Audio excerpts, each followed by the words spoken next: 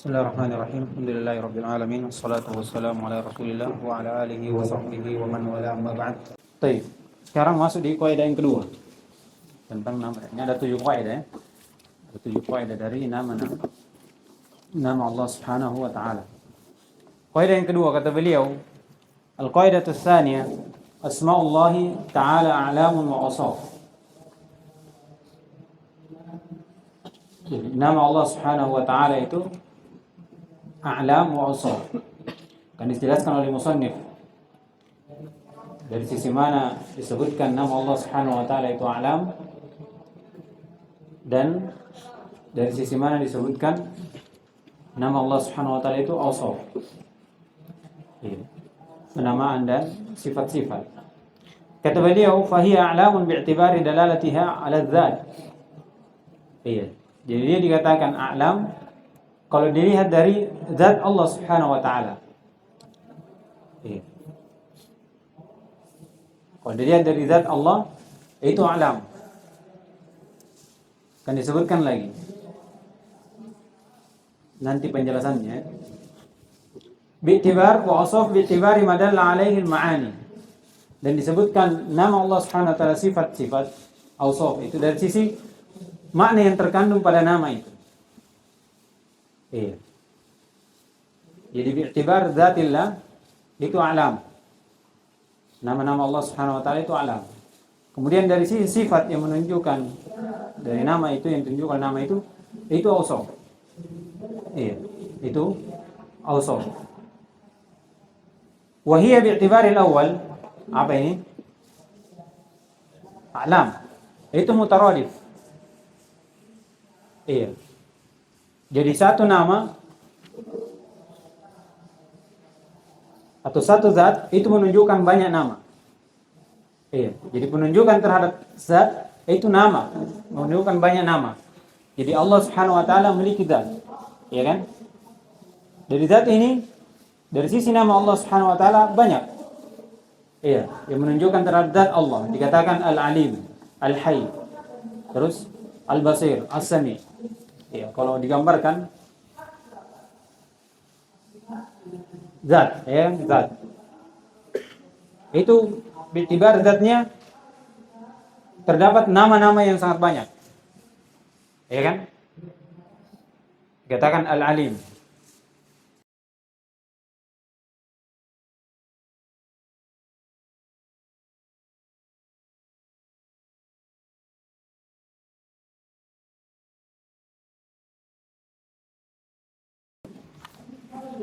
Kata beliau, kita ulang dari awal ya. Jadi nama Allah Subhanahu wa taala itu alamun wa awsaf. Disebutkan dari sisi dia alam ketika menunjukkan terhadap zat Allah Subhanahu wa taala.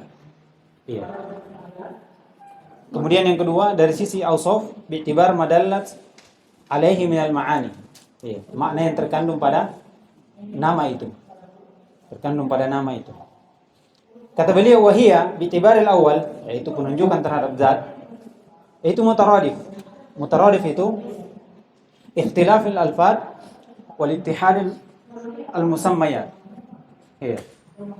Jadi dia berbeda satu dalam lafaz tapi al-ittihad fil musammayat. Jadi katakan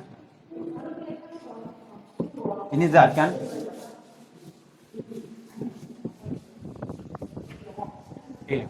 Dikatakan Al-Alim misalnya. Kemudian Al-Basir. Iya kan? Kemudian setelahnya. Ini namanya alam. Jadi sisi mana alamnya? Karena penunjukan dari nama-nama ini satu. Ya kan? Berbeda lafadznya. Berbeda atau tidak? Tapi yang ditunjukkan berapa? Satu saja, yaitu Allah Subhanahu wa taala. Jadi katakan setelahnya dikatakan mutaradif di dalalatiha ala musamma wahid.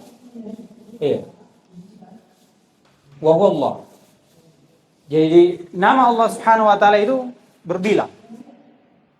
Ya kan? Banyak namanya. Tapi dari nama itu yang ditunjukkan cuma satu, yaitu Allah Subhanahu wa taala. Itu dikatakan apa? A'lam. Dikatakan nama Allah Subhanahu wa taala itu banyak. Allah Subhanahu wa taala memiliki banyak nama. Kemudian wa bi'tibari tsani, yaitu terhadap makna yang menunjukkan atasnya ya. Makna yang ditunjukkan atasnya. Dilalatiha kulli wahidin minha ala ma'na al-khas. Itu mutabayin maka alfaduhu wa ma'ani mukhtalifah. Jadi setiap satu nama itu memiliki makna yang berbeda dengan nama yang lain. Itu namanya apa? Awsaf. Iya, itu namanya awsaf. Jadi setiap satu nama memiliki makna yang berbeda dengan nama yang lain. Kalau kita katakan Al-Alim, namanya apa namanya? Sifat yang terkandung padanya sifat apa? Al-Ilm. Iya kan? Al-Ilm. Kalau dikatakan Al-Basir, sifat yang terkandung padanya sifat Al-Basar. Demikian pula Al-Hayy. Iya, As-Sami', Ar-Rahman, Ar-Rahim. Itu dari sisi apa? Maknanya. Jadi nama Allah Subhanahu wa taala itu alam wasaf. Alam dari sisi mana? Ketika ditunjukkan pada Allah Subhanahu wa taala. Iya. Kalau istilahnya nama Allah Subhanahu wa taala itu banyak.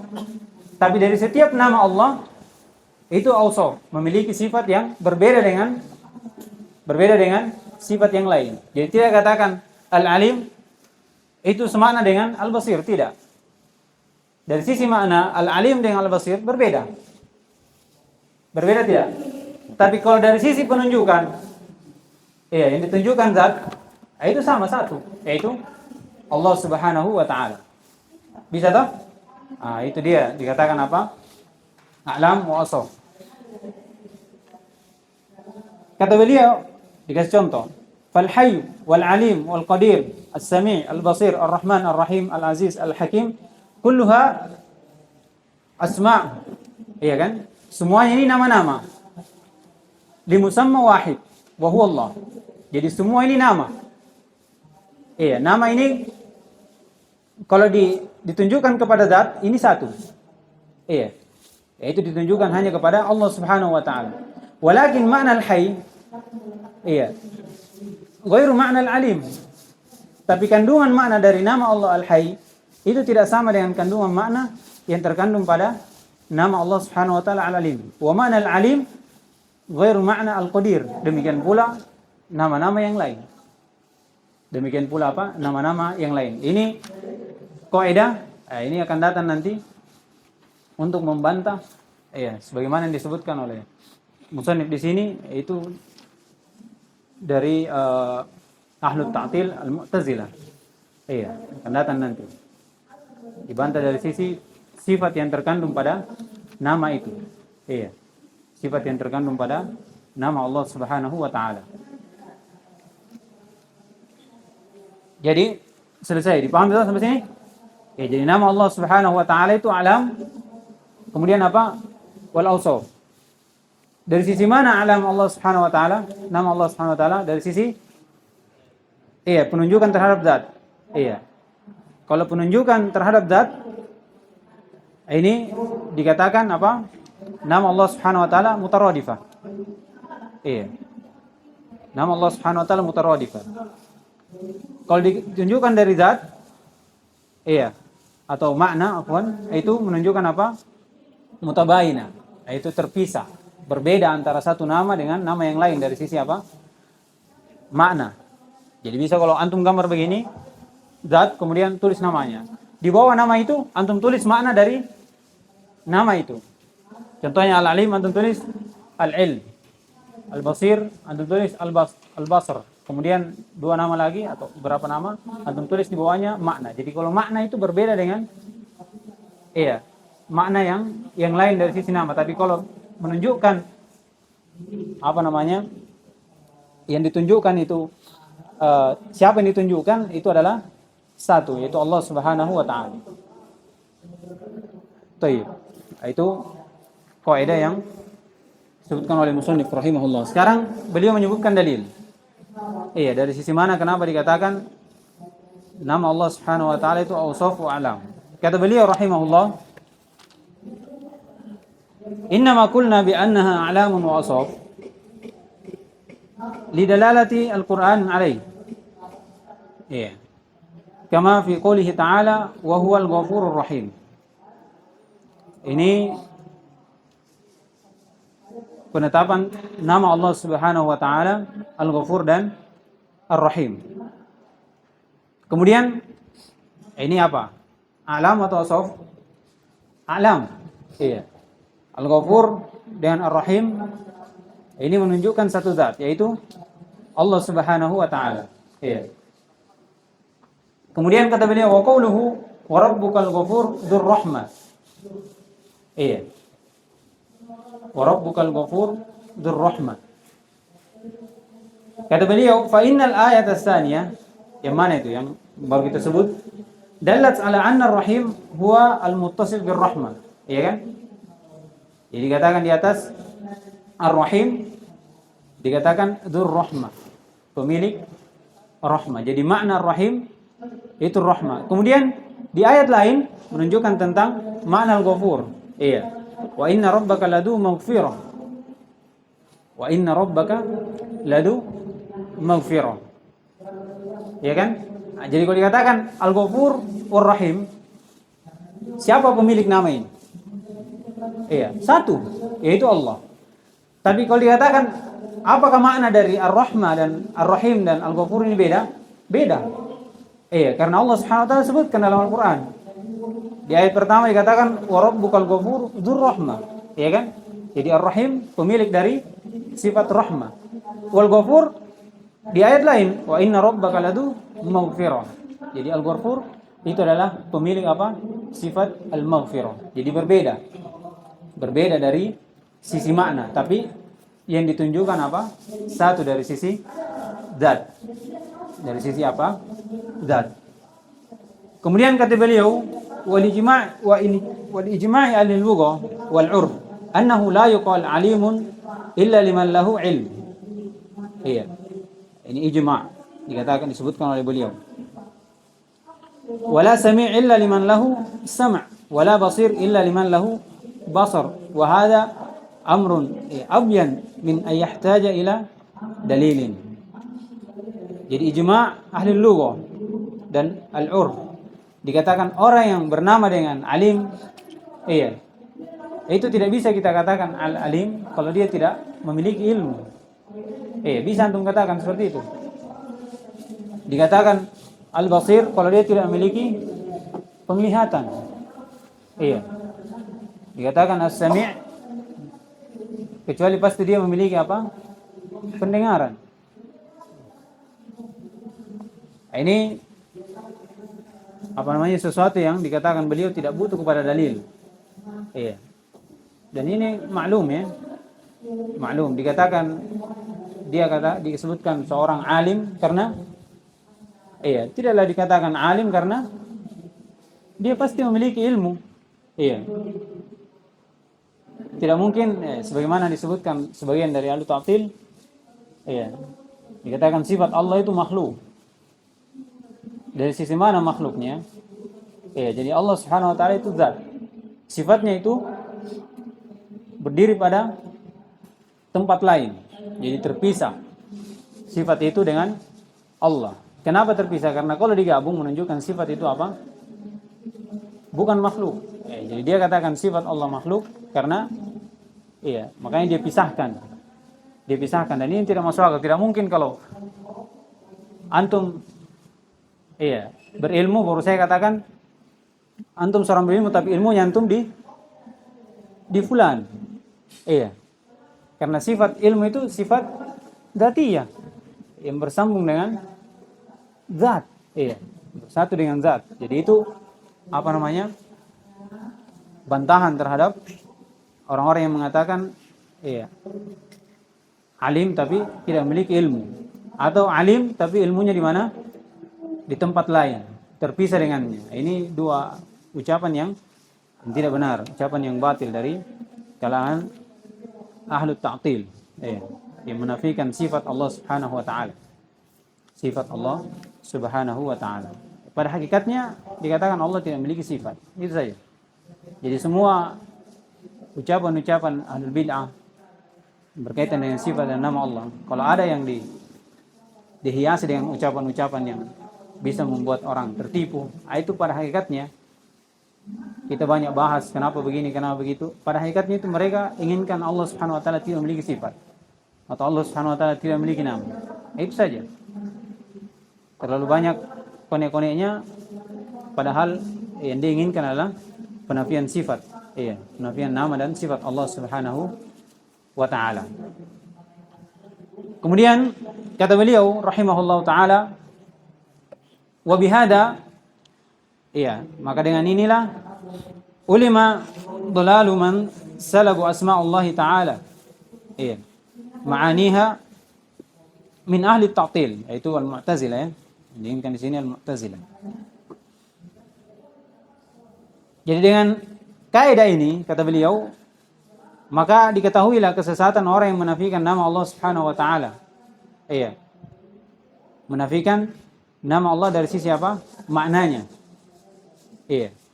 Menafikan nama Allah dari sisi apa? Tidak memiliki makna yang terkandung pada nama tersebut. Dari ahli ta'til, mereka mengatakan inna Allah ta'ala sami'un bila sam'. Iya. Wa basir bila basar, wa aziz bila izza, wa hakada. Iya. Dan seterusnya dari nama Allah Subhanahu wa taala. Iya, ini kaidah membantah apa? Ahli ta'til dari Mu'tazilah. Ya, mereka ini menafikan makna dari nama Allah Subhanahu wa taala. Mereka menetapkan nama. Mereka menetapkan nama. Tapi nama itu tidak terkandung padanya apa? Sifat untuk Allah Subhanahu wa taala. Oleh karena itu didatangkan kaidah ini untuk membantah bahwasanya nama Allah Subhanahu wa taala itu a'lam wa awsaf. Iya. Nama Allah Subhanahu wa taala itu a'lam. Iya, dari sisi penunjukan terhadap zat itu sama, satu. Tapi dari sisi penunjukan terhadap sifat, makna dari nama itu berbeda. Artinya setiap nama memiliki apa? Makna yang berbeda dengan nama yang lain. Kata beliau rahimahullah, wa 'allalu dzalika bi anna subut as-sifat istalzimu ta'addud al-qudama. Jadi mereka memberikan alasan bahwasanya dengan menetapkan sifat untuk Allah dari nama itu mengharuskan berbilangnya apa? Al-Khaliqin, yaitu ilah. Berbilangnya ilah. Jadi mereka menganggap bahwasanya setiap satu nama, kalau nama ini ada sifatnya dan sifat ini berbeda dengan yang lainnya, menunjukkan berarti banyak pemilik dari sifat. Kalau banyak pemilik dari sifat berarti menunjukkan banyak apa? Banyak pencipta. Iya, dan mereka ingkari itu. Makanya dia nafikan dari makna dari nama dari makna dari yang terkandung pada nama tersebut. Iya. Akan disebutkan nanti. Dalil menunjukkan bahwasanya tidak semua, tidak mengharuskan orang yang memiliki banyak sifat itu atau berbilangnya sifat menunjukkan banyak pemilik dari sifat itu. Tidak. Tidak. Akan datang dengan ucapan ahlul kalam. Musannif akan membantah dia dengan ibarat-ibarat dari ahlul kalam. Ini pakai akal. Bagaimana membantah siapa? Ahlul bid'ah ini. Yang mereka juga berdalilkan dengan akal. Kita bantah juga dengan akal. Supaya, karena mereka menolak dalil. Mereka menolak dalil. Maka kita datangkan dengan akal juga supaya mereka terima dari ucapan kita. Kata beliau, wa hadhihi illa alila, itu sebab ini tidak bagus, cacat dia. Kalau dia sebabkan seperti ini, menafikan sifat karena mengharuskan apa? Ta'addul qudama, berbilang pencipta, berbilang ilah. Bal mayyitah, bahkan bukan lagi sakit tapi ini illa mati, tidak berguna. Lidalalati sam' wal 'aql ala butlaniha, karena Al-Qur'an dan akal itu menunjukkan kebatilan dari ucapan ini. Kata beliau, wa amma as-sam' fa li'anna Allah Ta'ala wasafa nafsahu bi awsafin katsira. Karena Allah Subhanahu wa taala mensifati dirinya dengan sifat-sifat yang banyak. Ma'annahu al-wahid, al-ahad. Bersamaan itu zat Allah satu. Ya kan? Dia bersendirian dalam kepemilikan sifat itu. Faqala ta'ala, ini mensifati dirinya dengan sifat yang banyak, tapi yang diinginkan siapa? Satu. Iya. Diinginkan satu. Kata beliau, innahu batasya rabbika lasyadid. Iya, ini pertama. Innahu huwa yubdi'u wa yu'id. Iya. Wa huwal ghafurul wadud. Dzul arsyil majid. Fa'alul lima yurid. Iya, berapa sifat? 5, 6. Iya. Tapi siapa yang pemilik sifat ini? Pemilik sifat ini cuma satu, yaitu Allah Subhanahu wa taala. Di dalam ayat lain, wa qala ta'ala sabbihisma rabbikal a'la alladzi khalaqa fasawwa walladzi qaddara fahada walladzi akhrajal mar'a faj'alahu busaan ahwa. 4 sifat. Dan yang ditunjukkan apa? Cuma satu pemiliknya, yaitu Allah Subhanahu wa taala. Kata beliau, fa fi hadhihi al-ayat al-karimah awsafun katsira. Iya, li mawsufin wahid. Wa lam yalzam min subutiha ta'addudul qudama. Dan tidak mengharuskan kalau kita tetapkan sifat ini untuk Allah, menunjukkan banyak pemilik sifat, banyak sembahan, banyak ilah. Yang satunya ini bersifat misalnya memiliki sifat ilm, satu lagi memiliki sifat al-haya, satu lagi memiliki sifat al-basar, satu lagi memiliki sifat as-sama. Dia katakan seperti itu. Karena sifat itu tidak bisa terkumpul dalam satu orang. Ini mereka, anggapan mereka. Ini pakai akal. Karena tidak bisa kalau satu sifat atau satu orang banyak sifatnya. Kalau nama mungkin dikatakan begitu karena mereka tetapkan nama. Tapi kalau kandungan dari sifat itu, nama itu tidak. Karena kapan kita katakan Al-Alim memiliki sifat ilm, di mana Allah bernama dengan Al-Alim, kita katakan Al-Basir juga bersifat dengan Al-Basar, yang di mana Basar Al-Basir ini nama Allah, maka tidak bisa. Karena keluar daripada kaidah mereka. Keluar pada kaidah mereka, yaitu nama itu tidak terkandung padanya sifat. Keharusannya apa? Kalau ada sifatnya berarti banyak sembahan, dan mereka ingkari itu. Makanya dinafikan. Sekarang Musannif rahimahullah dia bantah pakai akal. Wa ammal aql fali anna sifat laysa dawat ba'inah. Minal mausuf. Ini pertama. Jadi kita katakan sifat itu bukan sesuatu yang terpisah dari mausufnya, yang disifatinya, pemilik sifatnya. Jadi sifat itu harus bergabung bersama dengan apa? Pemilik sifat. Seperti yang katakan, tidak mungkin dikatakan misalnya si A ini bernama siapa? Alim. Dia memiliki sifat al-ilm, tapi di mana dia? Di tempat yang lain, terpisah dengannya. Kalau terpisah dari sifat ilmu, tidak ada padanya pasti. Tidak mungkin kita katakan apa? Al-alim, tidak mungkin. Karena keharusannya kalau kita katakan dia al-alim, itu karena dia memiliki apa? Ada padanya sifat ilmu. Ada pada dirinya sifat ilmu. Kalau keluar dari sifat itu, ternyata sifat ilmu itu berada pada si B. Kita tidak katakan si A ini alim, tapi siapa yang alim? Si B.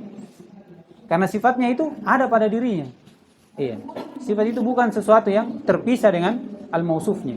Ini pertama kata beliau. Hatta yalzam min subutiha ta'addud. Sampai mengharuskan kalau kita tetapkan itu apa? Berbilang apa? Sembahan. Berbilang sembahan. Ini pertama. Wa inna ma hiya min sifatin man ittasafa biha. Tidak lain sifat-sifat tersebut itu adalah sifat siapa yang bersifat dengannya. Jadi walaupun banyak sifat tapi pemilik sifat cuma satu. Pemilik sifat cuma satu. Fahiya qa'imatun bihi wa kullu mawjudin fala budda. Ini masuk, perhatikan. Bagaimana beliau membantah dengan akal. Jadi sifat itu tegak dengan pemilik sifat itu, artinya tidak terpisah. Wa kullu mawjudin fala budda lahu min ta'addudi sifat. Jadi ini kaidahnya, setiap sesuatu yang ada pasti memiliki lebih dari satu sifat. Kata beliau, pasti berbilang, paling rendahnya dua. Paling rendahnya dua. Kata beliau, fa fihi sifatul wujud. Ini pertama. Kalau dikatakan ada, ini sudah tetapkan satu sifat, yaitu sifatnya apa? Ada. Nah, ini satu. Ini kalau dikatakan setiap yang ada pasti memiliki sifat, beberapa sifat. Sifat yang pertama, iya, ada. Ini satu sifat. Iya. Dikatakan ini sifatnya ada, terlihat. Ini sifat. Kedua, dari adanya ini sesuatu. Iya. Mawjud, kan? Al-wujud, sifat wujud ini itu ada dua hal. Tidak terlepas juga dari situ. Dan ini menjadi sifat yang kedua. Kata beliau, wa kaunuhu wajib al-wujud atau mungkin al-wujud. Jadi kalau kita sudah tetapkan setiap yang ada, kullu mawjudin, iya, fala budda min ta'addudi sifat. Yang pertama, sifat wujud sendiri. Ini yang pertama. Yang kedua, sifat wujud ini itu bisa kita katakan wajibul wujud dan mungkinul wujud. Ya, ini bahasanya. Jadi wajibul wujud itu sesuatu yang tidak bisa tergambarkan oleh akal. Iya. Akan ketiadaannya dari sifat ini. Iya. Jadi dia terus-menerus ada. Tidak ada yang mengadakan. Iya, ada sendiri. Tidak ada yang mengadakan dan tidak akan hilang. Ini wajibul wujud. Atau mungkinul wujud. Ya. Kalau sesuatu yang ada ini bisa saja dia itu dulu tidak ada. Iya, ini mungkin wujud. Apa yang tergambarkan ketiadaannya nanti. Iya, akan hilangnya nanti. Ini tergambarkan. Bisa kita katakan, oh ini hilang nanti. Atau ini adanya ini karena dulu tidak ada. Itu kan mungkin wujud. Iya, ada lagi satu namanya mumtani'ul wujud. Iya. Nah, ini sesuatu yang memang tidak bisa terlihat. Tidak bisa tergambarkan. Cukupkan dua saja. Kata beliau, ada namanya wajib wujud, ada namanya mungkin wujud. Sekarang masuk. Allah itu ada atau tidak? Iya. Ada atau tidak? Ada. Mereka Al-Mu'tazilah dia tetapkan ada atau tidak? Ada. Sekarang berarti sudah berapa? Sudah satu sifat. Iya kan? Iya. Kita sama mereka sama. Karena kalau satu sifat mereka terima. Yang mereka nafikan itu kalau berbilang. Iya kan?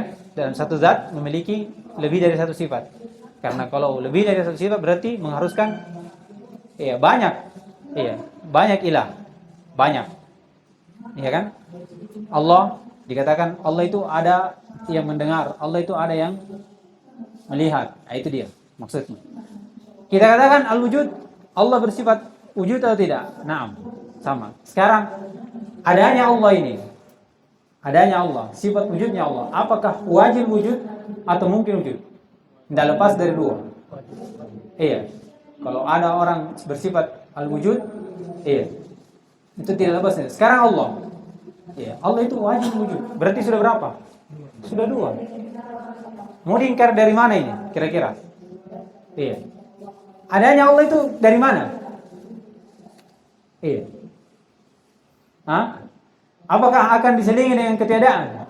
Tidak. Jadi sifat wujud Allah pertama, dan wujudnya ini wujud wajib wujud, sesuatu yang tidak akan pernah tergambarkan akan ketiadaan dari sifat itu. Terus menerus ada. Jadi sudah berapa? Sudah dua. Berarti tidak mengharuskan kalau kita tetapkan satu zat dua sifatnya, itu tidak mengharuskan bahwasanya apa? Pemilik sifat itu dua juga. Iya. Antum lihat tembok. Dari sini saja antum lihat berapa sifatnya? Itu tembok atau tiang itu. Pertama antum lihat apa? Sifat wujud. Kedua, tinggi, keras, putih. Berapa itu? Banyak tuh? Nah, itu makhluk. Iya. Bagaimana lagi Allah Subhanahu wa taala yang memang dia katakan iya, memiliki sifat yang banyak. Ditambah lagi satu. Iya. Kan sudah dua. Nah, ini tambahannya lagi satu. Kemudian dari sifat wujud juga itu iya. Wa kaunuhu ainan qa'iman bi nafsihi aw wasfan fi ghairihi. Sifat wujud itu zat yang tegak dengan dirinya atau dia adalah sifat yang tegak dengan selainnya. Iya. Yang menjadi sifat untuk zat tersebut. Jadi sudah tiga. Sudah tiga. Dia pertama sifat wujud, kedua wajib wujud. Kemudian wujud itu adalah wasfan fi ghairihi. Iya. Dia satu sifat yang tegak dengan selainnya. Bersifat pada zatnya. Baik, selesai. Kemudian beliau masuk di tambahan faedah. Paham sampai sini? Tunggu dulu sebelum kita lanjut. Hah? Insyaallah. Iya. Iya. Seperti ini maksudnya Ustaz, wajib wujud sifat juga satu. Iya. Jadi dia sifat yang berkaitan dengan sifat wujud. Jadi sifat wujudnya dulu pertama kita tetapkan, ya kan? Sifatnya ada. Kemudian dari sifat wujud ini, kalau kita katakan segala sesuatu yang ada pasti memiliki sifat pertama, sifat wujud. Iya. Sekarang adanya ini, sifat wujudnya ini imma wajib wujud atau mungkin wujud. Iya. Dari sifat wujud ini, apakah dia memiliki, dia datang dari, disebutkan apa, keberadaannya ini adalah wajib wujud, yang dimana seorang tidak bisa tergambarkan akan ketiadaannya dari sifat ini. Iya. Terus menerus ada. Iya, tidak akan hilang, tidak bisa tergambarkan bahwasanya ini akan tidak ada. Ya, itu apa namanya wajib wujud atau mungkin wujud yang dimana seorang bisa menggambarkan ketiadaannya. Misalnya tempo, antum lihat tempo, itu wujud, ya kan? Ada. Sekarang dia mungkin wujud atau wajib wujud? Mungkin. Kenapa? Antum bisa gambarkan dia hilang dari situ. Apa? Speaker. Apa lagi namanya? Papan tulis. Ini sesuatu yang ada. Ini pertama sifatnya, ya kan? Kedua, adanya papan tulis ini bersifat wujud. Wujudnya ini dari mana? Apakah dia wajib wujud atau mungkin? Kenapa dikatakan mungkin? Karena antum bisa bayangkan dia hilang dari sini. Bisa atau tidak? Bisa. Tapi kalau wujudnya Allah, wujudnya Allah itu wajib wujud. Kenapa? Karena tidak bisa antum bayangkan tidak ada Allah. Bisa atau tidak? Tidak bisa. Makanya dikatakan dia sifat wujudnya adalah wajib wujud. Jadi dua sifat. Pertama dari sifat wujud sendiri. Kedua, keberadaan dari sifat wujud itu apa? Nah, itu dua. Atau ditambah. Iya. Apakah sifat wujud itu sifat ainan? Iya. Qa'iman binafsi atau dia wasfan? Qa'iman fi ghairi. Jadi kalau digabung semuanya tiga. Iya. Ini dari sisi apa? Akal. Dari sisi akal. Nah, ini sifat wujud sendiri. Nah, itu datang dari ahlul kalam. Artinya makanya sebagian para ulama itu berselisih pada sifat ini. Iya. Dalam penetapannya. Walaupun pada asalnya Allah Subhanahu wa taala bersifat ada ya. Tapi tidak datang dalam Al-Qur'an. Artinya Allah Subhanahu wa taala al-wujud. Iya. Makanya diperselisihkan. Tapi ini kita pakai supaya mereka terima dari bantahan kita terhadapnya. Karena kalau kita bawa dalil, mereka tolak. Mereka tolak. Sampai Al-Quran mereka tolak. Iya. Jadi kita pakai juga akal supaya membantah dari akal mereka juga. Berarti bisa kita katakan ini hanya Allah itu wajib wujud dan selainnya mungkin wujud. Iya. Siapa yang wajib wujud selain Allah? Tidak ada. Semuanya makhluk. Bisa kita bayangkan hilang. Iya. Itulah makhluk. Ya kan? Adapun Allah Subhanahu wa taala itu wajib wujud, sesuatu yang tidak bisa la yatasawwar adamuhu. Iya, tidak bisa tergambarkan apa? Ketiadaannya. Iya, sebelum kita lanjut ini karena setelahnya ini sisa tambahan dari beliau. Bisa dikatakan juga pada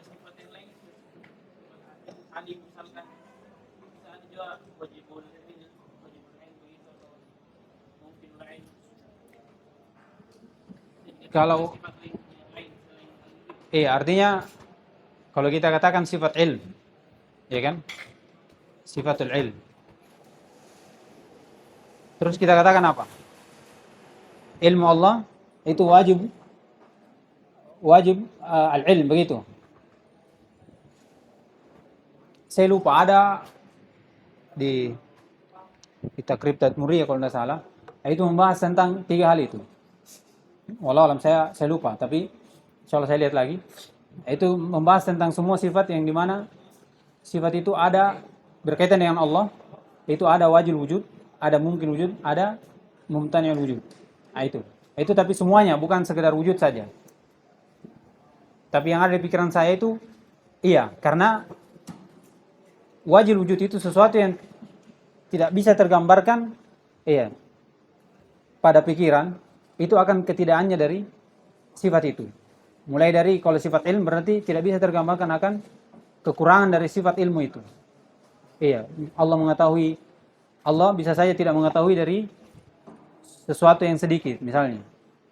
Cuma mengetahui yang banyak. Berbeda dengan sifat ilmu yang dimiliki oleh manusia. Itu dikatakan apa? Mungkin wujud. Karena tergambarkan bahwasanya ilmu itu kurang. Kadang lupa. Dan kadang apa? Ingat. Tapi insyaallah saya takkid lagi. Ahsan, bagus pertanyaannya. Selesai? Baik. Tidak apa-apa kita baca ini cepat. Kata beliau, wa bihadza aidan ulima anna ad-dahr laisa min asma'illah. Ini buah dari kaidah bahwasanya nama Allah Subhanahu wa taala itu a'lam wa awsaf, ya kan? A'lam wa awsaf. Memiliki nama-nama dan sifat.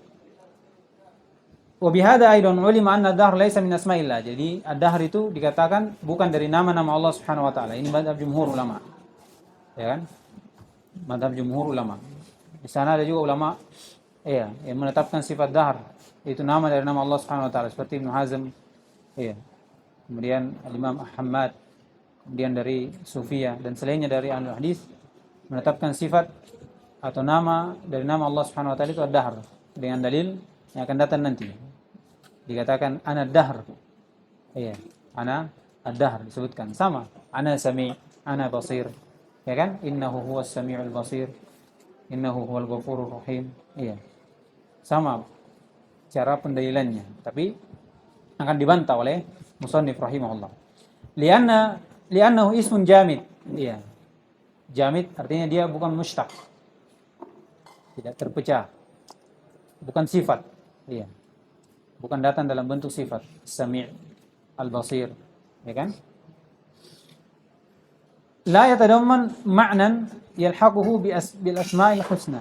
Tidak terkandung juga padanya makna yang dimana disertai dengan nama-nama yang indah seperti Al-Alim. Ya kan? Kenapa dikatakan alim? Allah bersifat ilm. Kenapa dikatakan ilmu Allah husna? Karena tidak disertai oleh atau tidak diawali dengan ketidaktahuan dan tidak disertai dengan rasa lupa. Itu dikatakan sempurna. Kalau dahr tidak ada kandungan maknanya apapun. Sehingga dikatakan apa? Nama Allah Subhanahu wa taala husna. Ini dalil, ini ta'lilnya. Kemudian ta'lil yang kedua, wali annahu ismun lil waqt waz zaman, karena dia itu nama untuk waktu dan zaman. Allah Subhanahu wa taala berfirman terhadap orang yang mengingkari al-ba'ts. Wa qalu ma hiya illa hayatuna ad-dunya namutu wa nahya wa ma yuhlikuna illa ad-dahr. Jadi mereka mengatakan kehidupan ini adalah kehidupan yang tidak ada yang bisa menghancurkan, menghilangkan kehidupan ini kecuali waktu saja. Artinya saya katakan kemarin ya, bahwasanya mereka menganggap kita itu hidup dengan perputaran waktu saja. Perputaran waktu. Kita meninggal, kemudian nanti kita hidup lagi kecil sampai besar lagi. Seperti itu terus, putaran terus. Kita nanti 73 kemudian meninggal. Nanti kita hidup lagi, kecil lagi, besar lagi. Begitu terus. Jadi mereka mengingkari apa? Hari kebangkitan. Ketika kita meninggal, kita akan dibangkitkan untuk mempertanggungjawabkan semua perbuatan kita. Kata beliau, yuriduna mururul lail wal ayyam. Itu dia. Mereka mengatakan yang diinginkan itu berlalunya waktu saja, malam, siang, terus. Iya. Tunggu waktu saja kita meninggal. Kemudian tunggu waktu saja kita hidup lagi. Fa amma qauluhu, ini dalilnya. Jadi mereka berdalil selain dari Ahlussunnah wal Jamaah atau jumhur ulama, mereka berdalil tentang dahar itu nama Allah dari hadis ini. Kemudian dibantah oleh musannif rahimahullah. Fa amma qauluhu sallallahu alaihi wasallam qala ta'ala yu'dini ibnu adam yasubbu ad-dahr. Iya. Wa ana ad-dahr biyadi al-amr uqallibu al-laila wan nahar. Jadi anak ibnu Adam menyakiti saya. Ini penetapan sifat hada lillah. Iya. Yasubbu ad-dahr, mereka mencela waktu. Kemudian kata Allah, wa ana ad-dahr biyadihi al-amr, dan sayalah waktu itu, ya kan? Di tangan saya perkara. Jadi di tafsir ana dahr itu setelahnya, ucapan setelahnya. Dikatakan apa itu dahr? Ana dahr maksudnya biyadihi al-amr uqallibul laila wan nahar. Di tanganku lah perkara, saya membolak-balikkan malam dan siang. Itu makna apa? Ana dahr. Kata beliau, fala yadullu ala anna ad-dahr min asma'illah ta'ala. Jadi ayat ini tidak menunjukkan bahwasanya nama Allah itu ad-dahr. Wa dzalika anna alladziina yasubbuna ad-dahr innama yuriduna az-zaman alladzi huwa mahallul hawadits. Dan orang-orang yang mencela zaman ini, ad-dahr itu mereka cuma mau mencela waktu saja. Yang dimana itulah tempat munculnya sesuatu yang baru. Siang dan malam. Waktu siang beda lagi, waktu malam beda lagi. Besok beda lagi dengan hari ini. Muncul hawadis. Tempat bermunculannya apa? Sesuatu yang baru dari makhluk. La yuridun Allah Ta'ala. Mereka tidak menginginkan mencela dahar itu mencela Allah. Mencela Allah. Fayakunu ma'na qawlihi wa ana ad-dahr ma fassarahu biqawlihi biyadihi al-amr uqallibul laila wan nahar. Jadi maknanya apa yang setelahnya. Fahuwa subhana khaliqud dahr wa ma fihi. Pencipta dari zaman itu dan apa yang berada di waktu itu. Waqad bayyana annahu yuqallibul laila wan nahar wa huma ad-dahr. Dan Allah menjelaskan bahwasanya dia yang membolak-balikkan malam dan siang, dan keduanya itu adalah waktu. Wala yumkinu an yakuna al-muqallib bi kasril lam. Muqallib siapa? Allah. Huwal muqallab bi fathiha, yaitu ad-dahr. Jadi tidak mungkin Allah lah itu dahr. Berarti kalau Allah dahr, berarti dia membalikkan diri sendiri berarti. Ya kan? Itu tidak mungkin. Wa bihadza tabayyana annahu yamtani' ay yakuna ad-dahr fi hadzal hadits muradan bihi ta'ala. Jadi tidak jelaslah bahwasanya tidak mungkin yang diinginkan dahr di situ yaitu yasubbud dahr wa ana ad-dahr itu adalah Allah Subhanahu wa taala. Tapi yang diinginkan adalah waktu. Yang diinginkan adalah waktu. Jadi berkaitan dengan dahr itu ada dua ucapan, dan yang benar adalah ucapan jumhur ulama. Dan adapun ucapan Ibnu Hazm disebutkan ini jatuh dalam zalal. Tergelinciran ya. Begitulah ulama ya. Di antaranya ulama juga Syuraih Ibn Harith itu dan Mukhadram, dia menafikan sifat nafs untuk Allah Subhanahu wa taala. Itu disebutkan Ibnu Taimiyah, seperti itulah ulama. Kadang manusia biasa ya, kadang tergelincir dalam kesalahannya, dia tidak inginkan dari hal itu. Dia menetapkan dengan dalil, dan mereka juga menafikan dengan dalil, tapi kadang salah dalam pendalilan, salah dalam seperti Ibnu Hazm di sini. Dan Hammad disebutkan dia imam sunnah, yang sebelumnya dia adalah imam ahlul bid'ah. Imam ahlul bid'ah. Taib. Subhanallah walhamdulillah, la ilaha illa anta, astaghfiruka wa atubu ilaik.